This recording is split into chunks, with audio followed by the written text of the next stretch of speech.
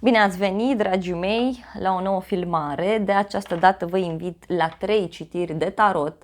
Vreau să vă ofer 3 mesaje urgente pe care Universul vrea să vi le transmită în acest moment în care voi vizionați acest videoclip.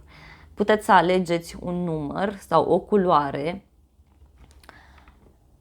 Vă rog să alegeți intuitiv și, de asemenea, puteți să alegeți mai multe numere dacă doriți sau puteți să alegeți un număr pentru voi, un număr pentru altă persoană sau un număr pentru dragoste, un număr pentru carieră și bani, un număr pentru spiritualitate, așa cum simțiți, așa faceți. Dragii mei, numărul 1 este piatra galbenă, numărul 2 piatra verde și numărul 3 piatra roz. O să vă rog să alegeți intuitiv și ne vedem la numărul sau la numerele alese de voi. Eu voi începe cu cei care ați ales piatra galbenă. Haideți să vedem care este mesajul urgent pentru tine din partea Universului. O să las prima carte să cadă singură.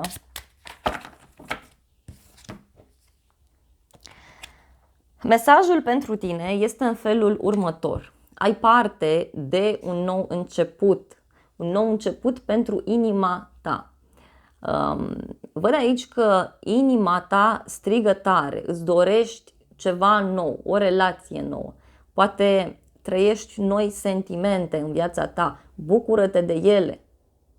Pentru cei care sunteți singuri și ați ales acest număr pentru dragoste, să știți că sunteți într-o perioadă în care puteți atrage foarte ușor o persoană, însă o veți atrage în funcție de sufletul vostru.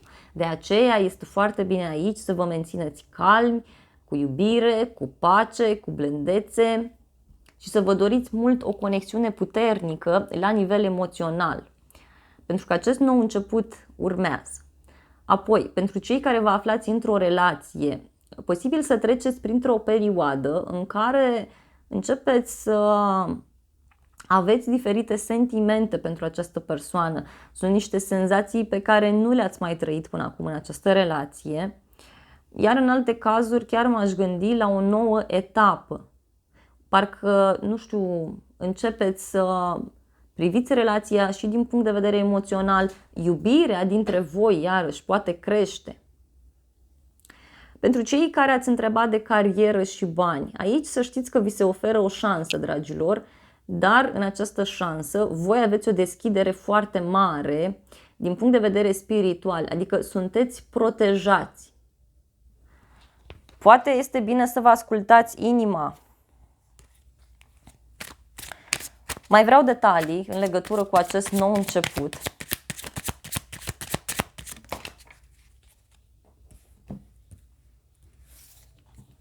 A ieșit regina de bâte și regele de cupe.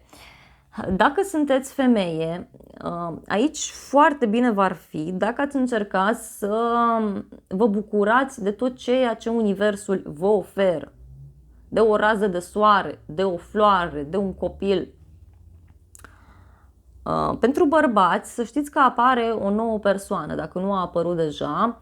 Este o persoană poate ușor roșcată, o persoană foarte energică, nu știu care este sufletul petrecerii, o persoană căreia îi place mult să se aranjeze, îi place mult să se simtă bine, iar dacă sunteți femeie, chiar vi s-ar recomanda să adoptați o astfel de atitudine, chiar ați fi foarte mult ajutați. 6 de cupe, aici clar discutăm de un suflet pereche, dacă ați întrebat de dragoste.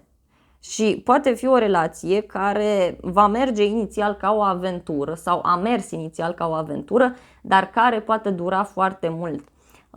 Dacă vă doriți un copil sau un nepot, o nepoată, se poate îndeplini, dar e fată. Da? În cele mai multe cazuri e vorba de o fată. Ce mai văd aici este faptul că cei mai mulți dintre voi să știți că urmează să trăiți o poveste de iubire ca în filme, cu acțiune, cu pasiune, parcă sunteți ca doi îndrăgostiți, ca doi copii. Și chiar pentru cei singuri, repet, apare cineva. Dar sfatul este să faceți ceea ce simțiți, să fiți mai autentici, mai sinceri. Și așa cum am caracterizat această femeie, cam așa ați putea să vă manifestați. Și pentru bărbați aici, mesajul pentru voi este să încercați să trăiți viața din plin, să vă bucurați de tot ceea ce vi se oferă, de tot ceea ce Universul vrea să vă transmită.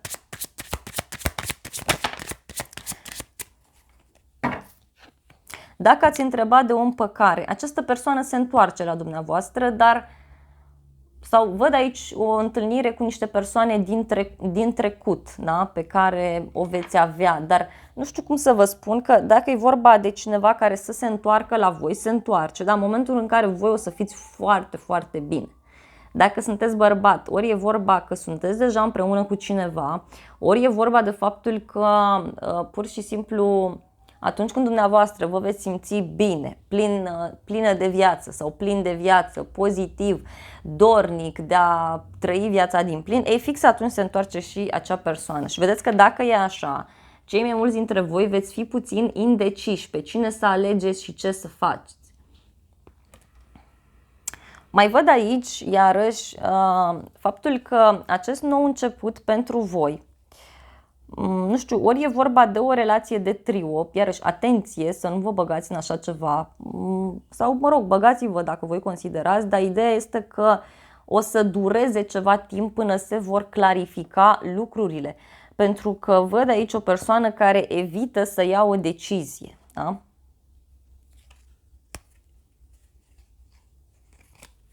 O să mai iau o ultimă carte pentru voi, au ieșit două.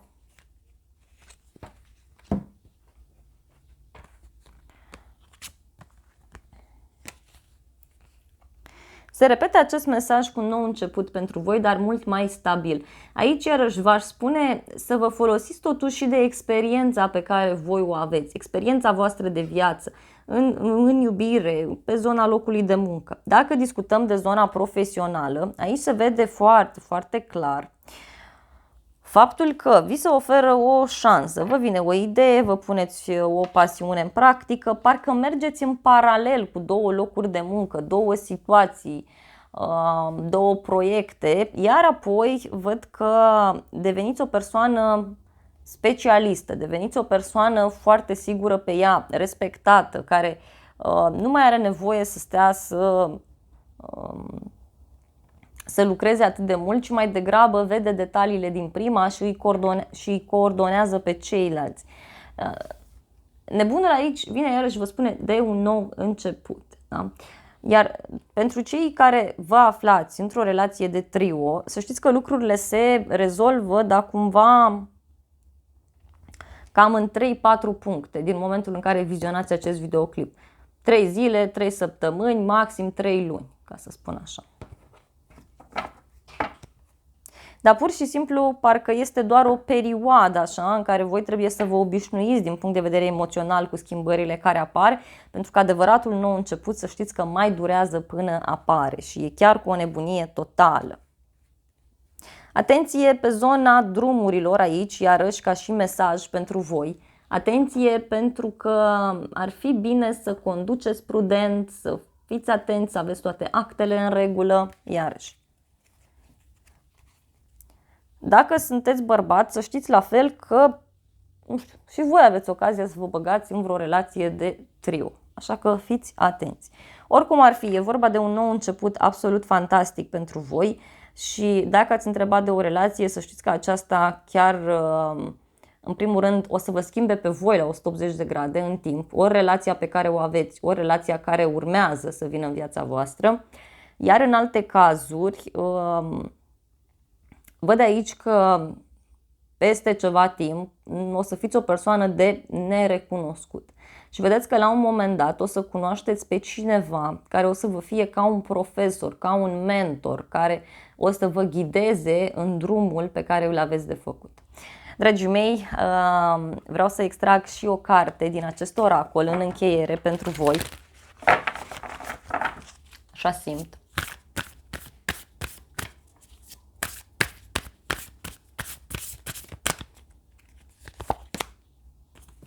Mesajul este să fiți autentici, să fiți sălbatici, să vă comportați fix așa cum simțiți. Pentru că, repet, spiritul vostru, sufletul vostru vă poate conduce acolo unde trebuie, la sufletul vostru pereche, vă poate conduce la a rezolva o problemă financiară, vă poate conduce la locul de muncă potrivit pentru voi, vă poate conduce pe calea voastră. Foarte frumos, dragii mei, pentru cei de la numărul 1. Haideți să vedem și zodiile implicate. Avem zodii de apă, foarte puternic, Rac, Scorpion, Pești. Mai avem Leu, Săgetător, Berbec, Taur, Fecioară, Capricorn și cam atât. Dar, repet, nu este neapărat nevoie să aveți legătură cu aceste semne zodiacale. Eu vă îmbrățișez cu drag, nu uitați să apăsați butonul de like dacă v-a plăcut citirea, să vă abonați canalului, să apăsați clopoțelul și dacă doriți să mă ajutați în acest proiect, puteți să dați acest videoclip unui prieten sau să îl distribuiți pe un site de socializare sau pe un grup din care faceți parte. Vă îmbrățișez cu drag și vă transmit multe gânduri bune și vă invit cu drag la încă un număr dacă vreți să mai vizionați sau la o altă citire de pe canal.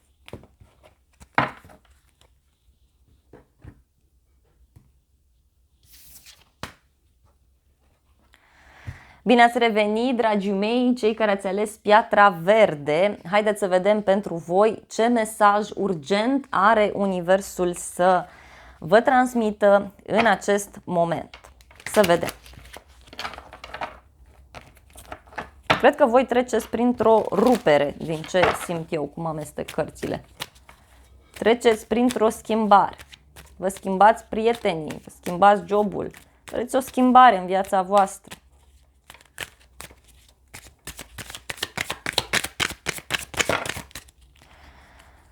Am vrut să cer doar o carte, dar având în vedere că au căzut atât de multe, le voi lua pe toate în considerare.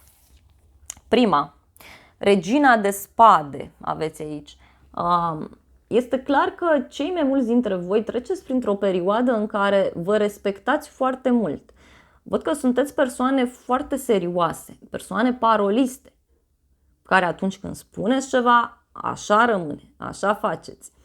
În unele cazuri, văd că sunteți persoane intelectuale sau persoane care lucrați cu actele, care lucrați cu mintea.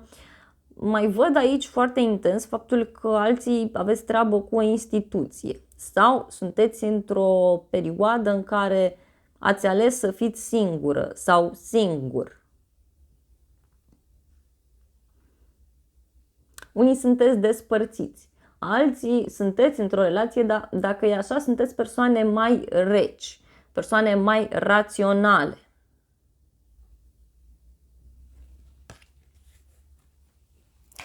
Regina de Spade vă mai poate transmite următorul mesaj, și anume că se poate clarifica ceva în viața voastră în momentul de față. Voi treceți printr-o clarificare, treceți printr-o maturitate foarte mare din punct de vedere mental. Următoarea carte pentru voi este Arcana Majoră, Soarele, care vine, dragii mei, cu un succes, vine cu o bucurie foarte mare pentru voi. O bucurie enormă. Posibil ca unii dintre voi să lucrați din greu la un proiect sau să lucrați din greu pentru cariera voastră sau pentru a avansa undeva sus. Și dacă e așa, succesul e de partea voastră, fără dar și poate aici. Dacă ați întrebat de o relație și probabil sunteți o persoană singură, să știți că puteți cunoaște pe cineva, dar îmi vine să vă spun, nu știu, să ieșiți din casă în locuri cunoscute. În mod special, aici văd că un copil v-ar putea ajuta, asta dacă aveți copii. Și mai văd faptul că alții este ca și cum, nu știu, se cere aici să fiți puțin mai calzi cu ceilalți, să dați dovadă de mai multă iubire, de mai multă apreciere față de ceilalți. Să vă deschideți puțin sufletul.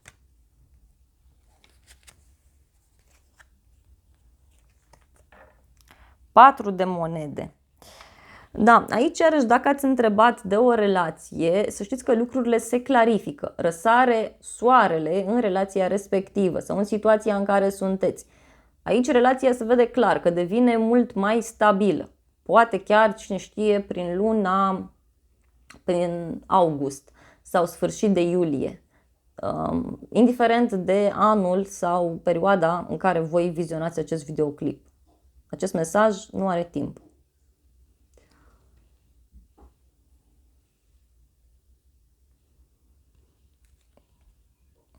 Dacă e vorba de carieră, să știți că poziția pe care dumneavoastră o veți ocupa o să fie ceva ce durează mult și bine. Adică din moment ce ați urcat acolo, nu prea vă mai dă nimeni jos. Pentru că aveți experiența necesară, pentru că țineți foarte mult aici la detaliile din jurul vostru. Următorul mesaj pentru voi este Regina de monede și aici văd că dacă ați întrebat, repet, de zona profesională, văd că se rezolvă ceva din punct de vedere material. Poate, cine știe, în unele cazuri este vorba de o moștenire pe care o primiți sau de faptul că reușiți să vă stabilizați din punct de vedere material, reușiți să faceți ceva în casă alții.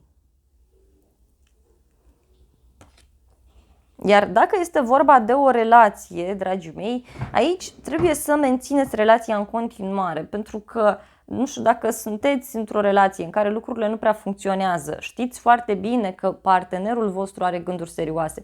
Aici să știți că eu pe voi vă văd soție, pentru că Regina de monede mai este și cartea soției într-o citire. Sau cartea șefei, dacă e vorba de zona locului de muncă.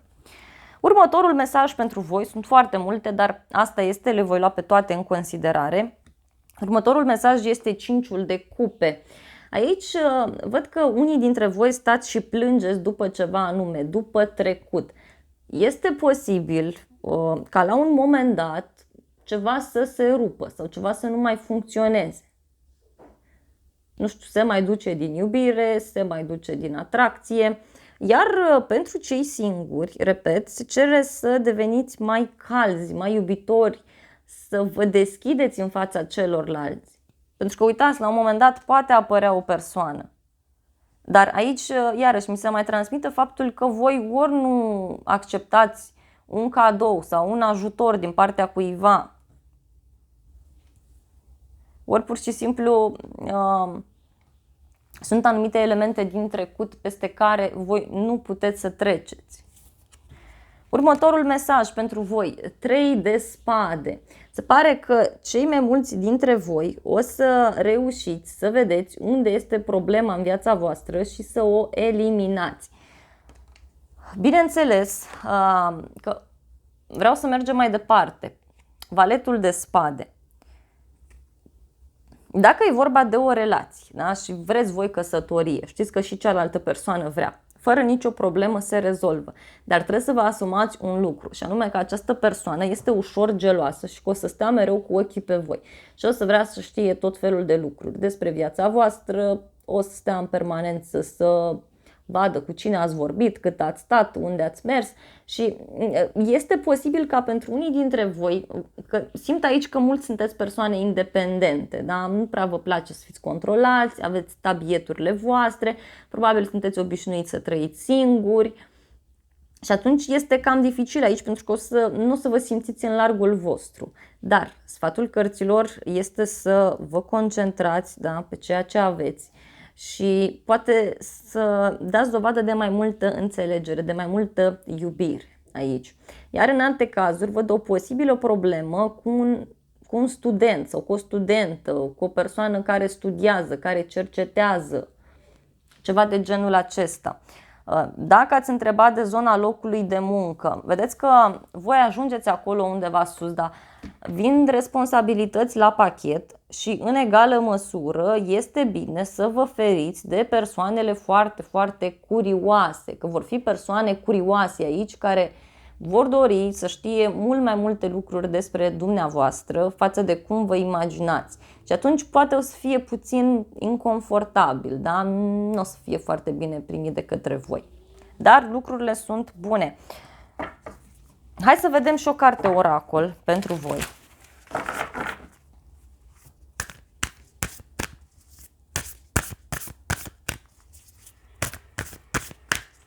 Hai să vedem.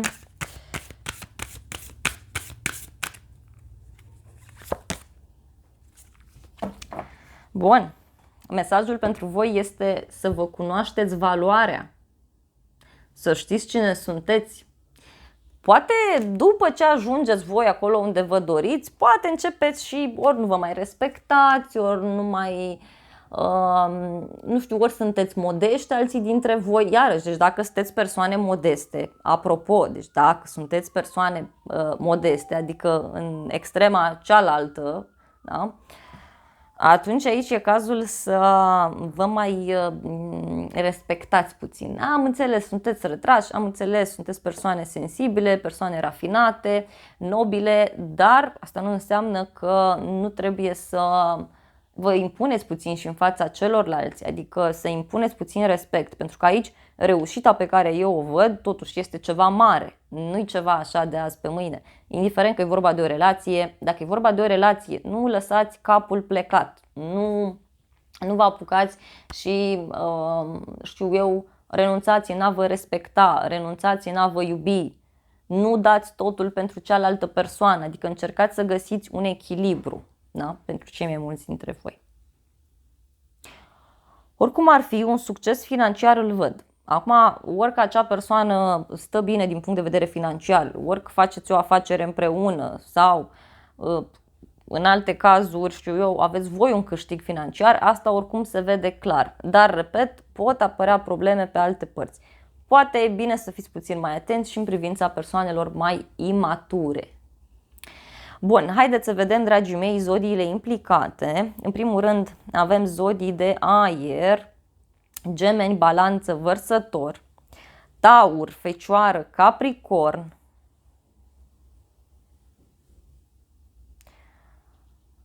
mai văd și zodia Leu, dar, repet, nu-i neapărat nevoie să aveți legătură cu aceste zodii și mai văd Rac, Scorpion, Pești, dar mai puțin.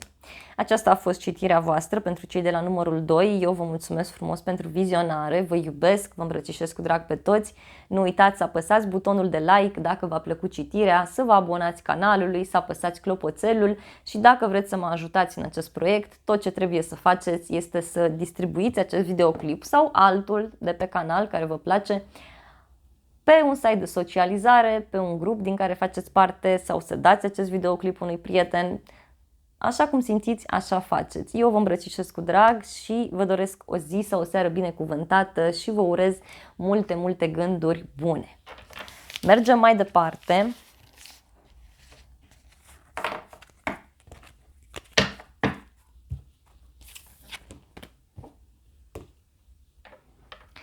Bine ați revenit, dragii mei, cei care ați ales piatra roz.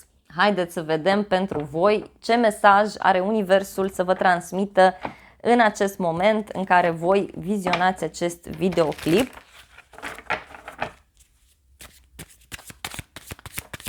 O să cer o primă carte pentru voi și vreau să iasă singură din pachet. Sau s-a întors. S-a întors o carte. Regina de spade. Da.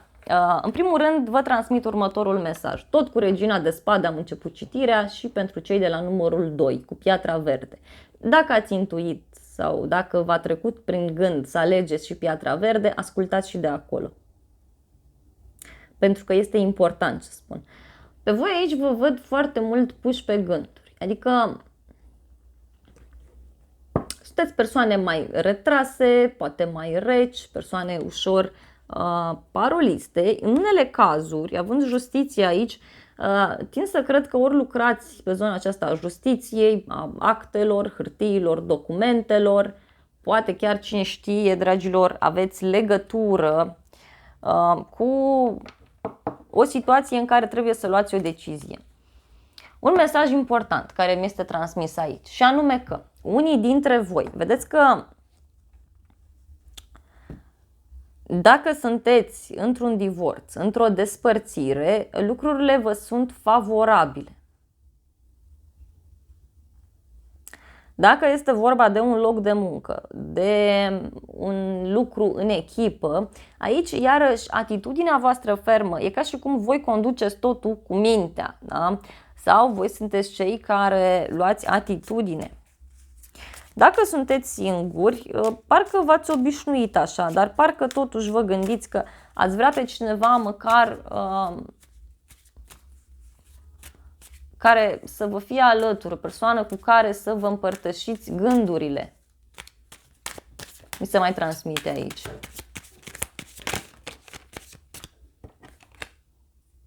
Opt de bâte pentru voi. Dacă sunteți singuri și doriți pe cineva, comunicarea este cheia, internetul este cheia pentru voi. Acolo căutați și cu siguranță veți găsi. Probabil sunteți persoane care nu prea comunicați așa de felul vostru sau comunicați strict și la obiect, da? Doar cei de vorbit, cei de lămurit, mai mult nu. Ei, aici sfatul ăsta este pentru voi, în primul rând, să comunicați, iar pentru cei care vă aflați într-o relație în care lucrurile nu prea funcționează, la fel încercați să comunicați, însă dacă tot vă place să vorbiți strict și la obiect, încercați să și scurtați discuția, adică să nu o lungiți pentru că nu este ok. Un succes pe care îl văd aici pentru voi și care are legătură cu un nou început. Poate fi un nou loc de muncă sau un nou proiect la care voi lucrați. În alte cazuri, poate să fie vorba de o nouă persoană, da? Ori e o persoană care are o problemă de sănătate, ori este o persoană care are o problemă financiară sau care este dintr-o altă cultură, dintr-o altă religie, dar stă într-un loc mai sărac, da? Într-un loc în care, nu știu, este mai izolat sau mai izolată de restul lumii. Hai să vedem mai departe, sunt foarte curioasă. Marele preot, văd aici și cu eremitul. Dragilor, dacă este vorba de o relație, aici văd ceva sfânt, văd ceva unic, ceva ce veți trăi. Poate unii, cine știe, aveți ocazia să întâlniți o persoană care să vă ghideze pașii, care să vă ajute. Este cineva care are o experiență foarte mare de viață, cineva care îi ghidează pe ceilalți, care îi ajută. Dacă discutăm de o relație, da, nu știu cum să vă spun, dar în urma acestei discuții, deci dacă lucrurile nu prea funcționează, ori în urma unei discuții, deodată lucrurile se clarifică în favoarea voastră și aici e vorba de o căsătorie sau de un angajament serios, de a vă muta împreună, de a vă logodi și așa mai departe. În alte cazuri, vedeți că este un moment pentru voi în care puteți să reaprindeți flacăra în această relație, iarăși. Aveți o întâlnire plină cu pasiune și de aici lucrurile pur și simplu urcă într-o direcție foarte frumoasă. Iar dacă sunteți singuri și vă doriți pe cineva, vedeți că apare o persoană, dar nu durează mult și deja e și ceva serios între voi, e și ceva stabil între voi. De asemenea, dacă ați întrebat de zona locului de muncă, aici, dacă e și vă căutați ceva, încercați ori pe zona online, pentru că vi s-ar potrivi din ce văd aici, și poate chiar, cine știe, în unele cazuri poate fi și ceva ce ține de spiritualitate sau un domeniu din acesta educativ pentru ceilalți. Haideți să vedem mai departe. Aveți o protecție foarte mare, iarăși, în următoarea perioadă. Mai văd aici. Voi veți trece printr-o perioadă în care o să vă luptați cu propriile voastre frici. Și asta este foarte bine. Marele preot vine și vă vindecă, vine și vă ajută. Dacă e vorba de un angajament serios, de o relație serioasă, păi vedeți că inițial nu să vă simțiți în largul vostru, pentru că voi sunteți obișnuiți cu un anumit stil de viață, cei mai mulți dintre voi. Da? În unele cazuri e vorba de o mutare împreună. Sau, dacă e vorba de o relație la distanță, așa cum am spus, aici văd un blocaj pe un drum. Ori cineva nu poate să vină, ori se întârzie, ori faptul că este distanța pur și simplu agită pe cineva anume.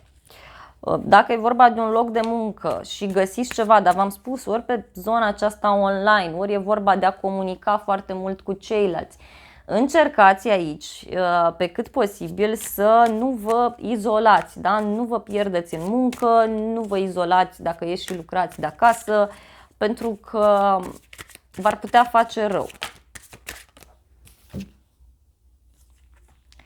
Împărăteasa.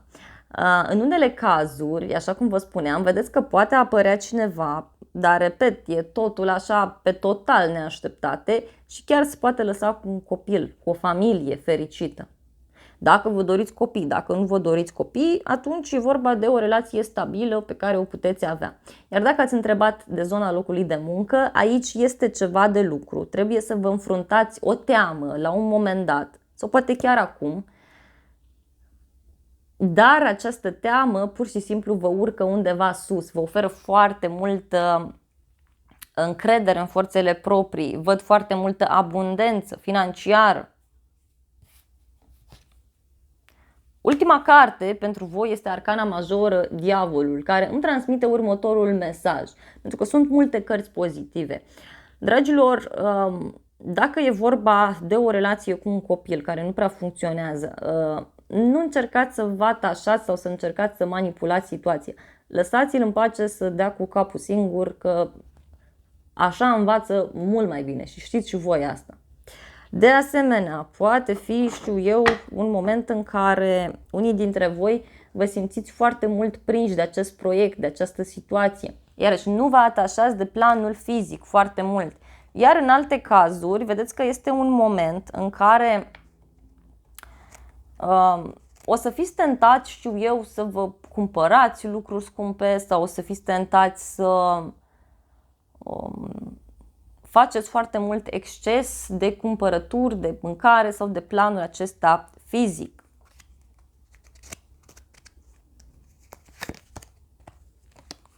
Dar totuși e vorba și de faptul că la un moment dat văd aici că poate fi o perioadă de pauză sau a fost o perioadă de pauză în relație, dar văd totuși aici că se reaprinde o flacără cu multă pasiune, multă voie bună.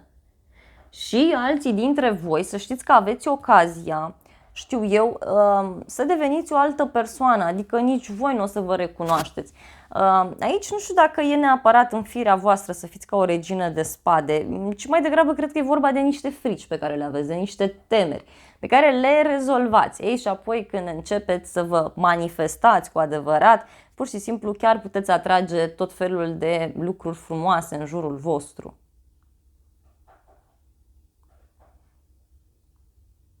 Parcă începeți să deveniți pasionați de viață, începeți să iubiți viața împreună cu această persoană, iarăși, sau cine știe dacă ați întrebat de zona profesională, e vorba de o poziție bună pe care o aveți, începeți să deveniți și pasionați de ceva sau începeți să investiți în pasiunile voastre. Și mai văd aici un mesaj foarte, foarte important pentru voi, și anume că unii e posibil ca la un moment dat să aveți un viciu în comun cu partenerul sau să faceți niște lucruri care țin de pasiune, de aventură, nu sunt neapărat negative dacă reușiți să păstrați echilibrul. Dragii mei, vreau să extrag și o carte oracol pentru voi. Hai să vedem despre ce este vorba. Să vedem.